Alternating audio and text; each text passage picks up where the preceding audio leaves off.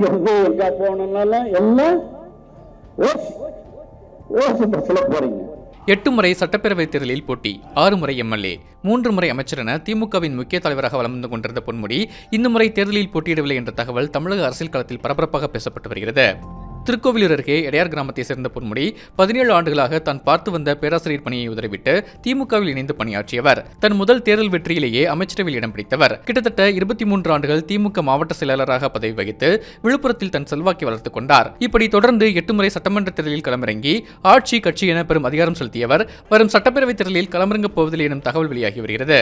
குறிப்பாக பொன்முடி விருப்பமனு அளிக்காததும் நேர்காணலில் பங்கேற்காததும் இதனை உறுதி செய்வதாக கூறப்படுகிறது. எனினும் தான் போட்டியிட்ட திருக்கோவிலூர் தொகுதியில் அவரது மகன் கௌதம சிகாமணியை களமிறக்க திட்டமிட்டுள்ளார் பொன்முடி. அதற்காக விருப்பமனு அளிக்கப்பட்டு நேர்காணலும் நடந்து முடிந்துள்ளது.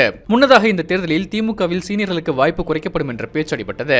அதன் ஒரு பகுதியாகத்தான் பொன்முடி தேர்தலில் போட்டியிடவில்லை எனவும் கூறப்படுகிறது. ஆனால் பெண்களின் இலவச பேருந்து பயணத்தை ஓசி என கூறியது, பெண்கள் மற்றும் இந்து மதம் குறித்து சர்ச்சைக்குரிய வகையில் கருத்துக்களை கூறியது என உட்கட்சியிலேயே வெறுப்பை சம்பாதித்ததால் அவருக்கு சீட் மறுக்கப்பட்டிருக்கலாம் என்ற வாதமும் முன்வைக்கப்படுகிறது. முன்னதாக தனது சர்ச்சை கருத்துக்கு எழுந்த கண்டனங்களால் அமைச்சர் பதவியை பொன்முடி ராஜினாமா செய்தார். மேலும் அவரின் துணை பொதுச் செயலாளர் பதவியையும் கட்சி பறித்திருந்ததும் குறிப்பிடத்தக்கது.